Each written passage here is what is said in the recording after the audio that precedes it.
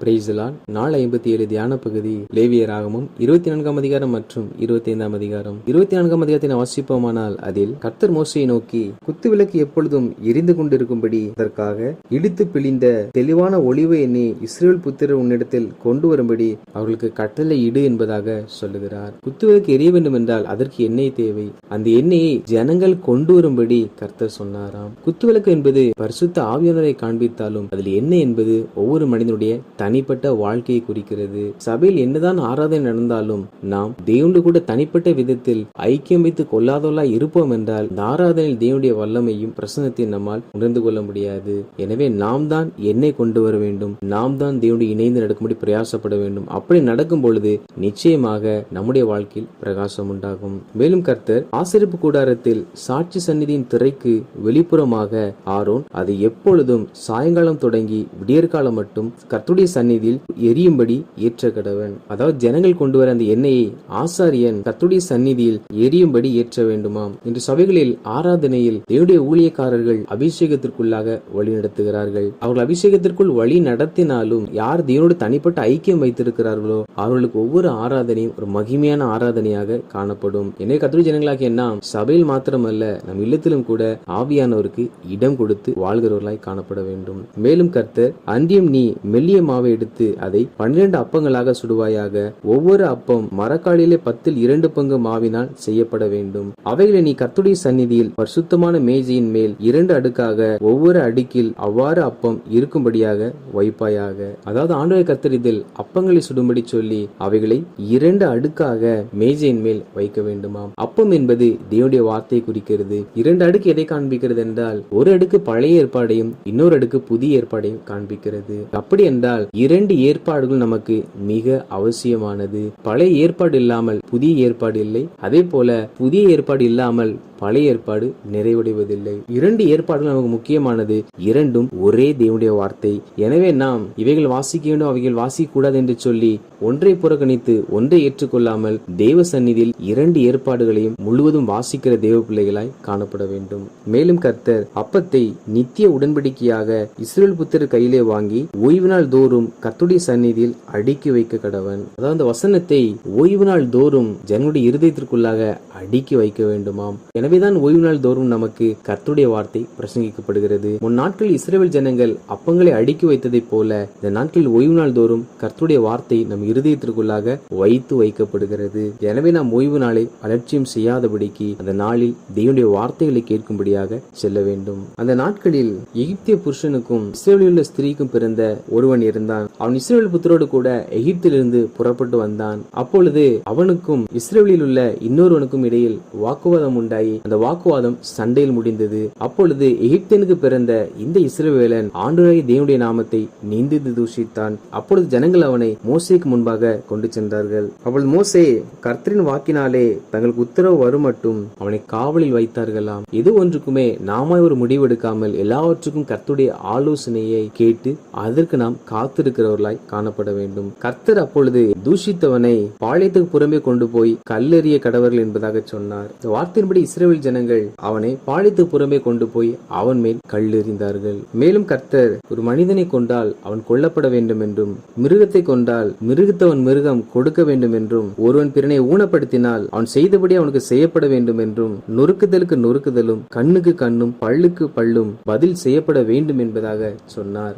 இறுதியாக, உங்களில் பரதேசிக்கும் சுயேசிக்கும் ஒரே நியாயம் இருக்க வேண்டும். நான் உங்கள் தேவனாய் கர்த்தர் என்பதாக சொன்னார். அதாவது தேவனுடைய ஜனங்களாய் இருந்தாலும் தேவனுடைய ஜனங்களில் தங்க வருகிற அந்நியராய் இருந்தாலும் 2 பேருக்கும் ஒரே பிரமாணம் இருக்க வேண்டும் என்பதாக சொன்னார். கர்த்தர் ஜனங்களாகிய நாம் பிறருக்கு விரோதமாய் எழும்பாமலும் பிறரை குற்றப்படுத்தாமலும் ஒவ்வொரு நாளும் நம்முடைய வாழ்க்கையை பார்த்து நாம் நம்மை சரிப்படுத்திக் கொள்ளுகிற தேவ பிள்ளைகளாய் காணப்பட வேண்டும். 25ஆம் அதிகாரத்தை வாசிப்போமானால் அதில் ஆண்டவராகிய கர்த்தர் மோசேயை நோக்கி, நான் உங்களுக்கு கொடுக்கும் தேசத்திலே நீங்கள் போய் சேர்ந்திருக்கும் போது தேசம் கர்த்தருக்கென்று ஓய்வு கொண்டாட வேண்டும் என்பதாக சொன்னார். அதாவது இஸ்ரவேல் ஜனங்கள் எகிப்திற்கு செல்லும் பொழுது அவள் செல்லுகிற அந்த வருஷத்தில் அவர்கள் ஓய்வெடுக்க வேண்டுமாம். இவள் எப்பொழுது ஆசரிக்கப்பட வேண்டும் என்றால் 6 வருஷம் உன் வயலின் பலனை விதைத்து திராட்சை தோட்டத்தை கிளை கழித்து அதன் பலனை சேர்ப்பாயாக. 7ஆம் வருஷத்திலோ கர்த்தருக்கென்று ஓய்ந்திருக்கும் ஓய்வு தேசத்திற்கு இருக்க வேண்டும். அதில் உன் வயலை விதைக்காமலும் உன் திராட்சை தோட்டத்தை கிளை கழிக்காமலும் தானாய் விளைந்து பயிரானதை அறுக்காமலும் கிளை கழிக்காத விட்ட திராட்சை செடியின் பழங்களை சேர்க்காமலும் இருப்பாயாக. தேசத்திற்கு அது ஓய்வு வருஷமாய் இருக்க கடவுது. அதாவது இவர்கள் இஸ்ரேல் தேசத்திற்கு சென்று 6 வருஷம் பயிரிட்டு அதில் வருகிற எல்லா பலனையும் எடுத்துக் கொள்ளலாமாம். 7ஆம் வருஷத்திலோ வருகிற பலனை சேர்த்து வைக்க எடுக்காமல் அந்த 7ஆம் வருஷத்தில் வருகிற பலனை அப்படியே விட்டுவிட வேண்டுமாம். அந்த 7ஆம் வருஷத்திற்குரியவைகளை அறுத்து அவைகளை தங்கள் களஞ்சியங்களில் சேர்த்து வைக்க கூடாதாம். காரணம் அது ஓய்வு வருஷமாம். மேலும் அந்த ஓய்வு வருஷத்தில் என்ன செய்யலாம் என்றால், இந்த ஓய்விலே பயிராய் இருக்கிறது எல்லாவற்றையும் வேலைக்காரருக்கும் வேலைக்காரிக்கும் அந்நியனுக்கும் கூலிக்காரனுக்கும் நாட்டு மிருகங்களுக்கும் காட்டு மிருகங்களுக்கும் ஆகாரமாய் இருக்குமாம். இப்படி இவர்கள் 7 வருஷத்திற்கு ஒரு முறை அந்த ஓய்வு வருஷத்தை ஆசரிக்க வேண்டுமாம். இப்படி 7 வருஷத்தை 7 முறை ஆசரிக்கும் பொழுது அது 49 வருடமாகிறது. அதற்கு பின்பு அந்த 50ஆம் வருஷத்தில் அவர்கள் யூபிலி வருஷமாக கொண்டாட வேண்டுமாம். இவைகளை கொண்டாடும்படி கர்த்தர் இஸ்ரவேல் ஜனங்களுக்கு கட்டளையிட்டார். மேலும் கர்த்தர் உங்களில் ஒருவனும் பிறனுக்கு அநியாயம் செய்யக்கூடாது என்பதாக கூறினார். அதாவது யாரும் பிறருக்கு அநியாயம் செய்யக்கூடாது என்பதாக கர்த்தர் சொல்லியிருக்கிறார். ஏனென்றால் என் கட்டளைகளின்படி செய்து நியாயங்களை கை கொண்டு அவைகளின்படி நடக்க கடவீர்கள், அப்பொழுது தேசத்தில் சுகமாய் குடியிருப்பீர்கள். அதாவது தேவனுடைய கட்டளைகளை கை கொண்டு பிறருக்கு நியாயம் செய்து தேவன் கற்றுக் கொடுத்த நியாயங்களை கை கொண்டு நடக்கும் பொழுது தேசத்தில் சுகமாய் குடியிருப்போமாம். அப்படி என்றால் நாம் தேசத்தில் சுகமாய் குடியிருக்க வேண்டும் என்றால் நாம் யாருக்கும் அநியாயம் செய்யாதவர்களாக காணப்பட வேண்டும். தேவனுடைய வார்த்தையின்படி வாழ்கிறவர்களாய் காணப்பட வேண்டும். அப்படி தேவனுடைய வார்த்தையின்படி வாழ்கிறவர்கள் சுகமாய் வாசம் பண்ணுவார்கள். எனவே கர்த்தர் நாம் பிறருக்கு எழும்ப வேண்டாம் என்பதாக சொல்லியிருக்கிறார். அப்படி நியாயமாய் வாழ்வதின் விளைவு என்னவென்றால், பூமி தன் கனியை தரும், நீங்கள் திருப்தியாய் சாப்பிட்டு அதில் சுகமாய் குடியிருப்பீர்கள். அதாவது நாம் தேவனுடைய கட்டளைகளை கை கொண்டு அவருடைய நியாயங்களின்படி நடப்போம் என்றால் நாம் செய்கிற எல்லாவற்றிலும் நல்ல பலன் உண்டாகும். நாம் மன திருப்தியாய் வாழ்ந்து தேசத்தில் சுகமாய் குடியிருப்போமாம். எனவே நாம் யாருக்கும் அநியாயம் செய்தவர்களாக வாழ வேண்டும். ஆண்டவராகிய தேவன் இஸ்ரவேல் ஜனங்களிடத்தில் 7ஆம் வருஷம் ஓய்ந்திருக்கும் வருஷம் என்பதாக சொல்லுகிறார். அப்படி என்றால் நமக்கு வருகிற கேள்வி என்னவென்றால், அந்த ஓய்வு வருஷத்தில் ஜனங்கள் உணவுக்கு என்ன செய்வார்கள்? இதற்கும் கர்த்தர் அவர்களுக்கு முன்பதாக ஒரு ஆலோசனை கொடுத்திருக்கிறார். அது என்னவென்றால், நான் 6ஆம் வருஷத்தில் உங்களுக்கு ஆசீர்வாதத்தை அனுக்கிரகம் பண்ணுவேன், அது உங்களுக்கு 3 வருஷத்தின் பலனை தரும். அதாவது 6வது வருஷத்தில் அவர் விதைக்கிற விதையில் 3 மடங்கு பலனை ஆசீர்வாதத்தை கர்த்தர் தருவாராம். எனவே 6வது வருஷத்தின் விளைகிற விளைவை அவர்கள் 7ஆம் வருஷத்திலும் 8ஆம் வருஷத்திலும் 9ஆம் வருஷத்திலும் கூட வைத்து வைக்க முடியும். எனவேதான் கர்த்தர் 7ஆம் வருஷத்தை ஓய்ந்திருக்க சொல்லி அதற்கு முன்பாகவே அவர்களுக்கு 3 மடங்கு ஆசீர்வாதத்தை கொடுக்கிறார். எனவே கர்த்தர் நம்மை சில இடங்களில் ஓய்ந்திருக்க சொல்லுகிறார் என்றால் அங்கே அவர் நமக்கு வேறொரு ஆசீர்வாதங்களை வைத்திருக்கிறார் என்பதை நாம் புரிந்து கொள்ள வேண்டும். மேலும் கர்த்தர், உன் சகோதரன் தரித்திரப்பட்டு கையளித்து போவானானால் அவனை ஆதரிக்க வேண்டும், பரதேசியை போலும் தங்க வந்தவனை போலும் அவன் உன்னோடு பிழைப்பானாக. நீ அவன் கையில் வட்டியாவது பொலிசியாவது வாங்காமல் உன் தேவனுக்கு பயந்து உன் சகோதரன் உன்னோட பிழைக்கும்படி செய்வாயாக.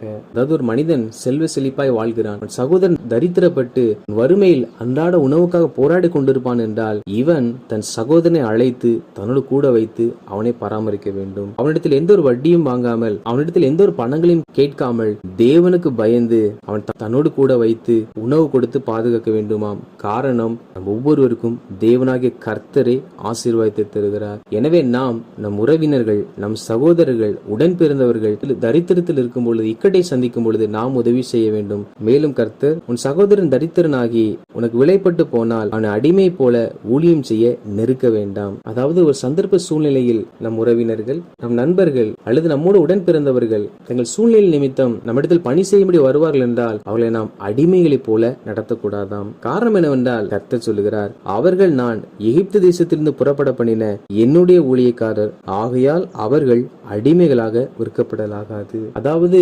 ரட்சிக்கப்பட்ட எல்லாரும் தேவனுடைய பிள்ளைகள், அவர்கள் ஒரு நாளும் ஒரு மனிதனுக்கு அடிமையாய் இருக்கக்கூடாது.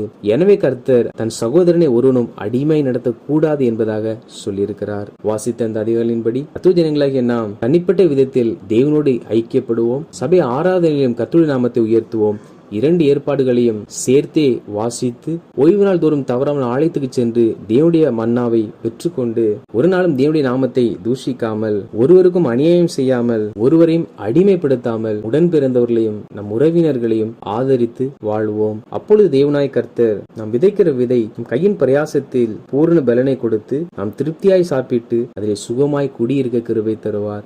ஆமேன்.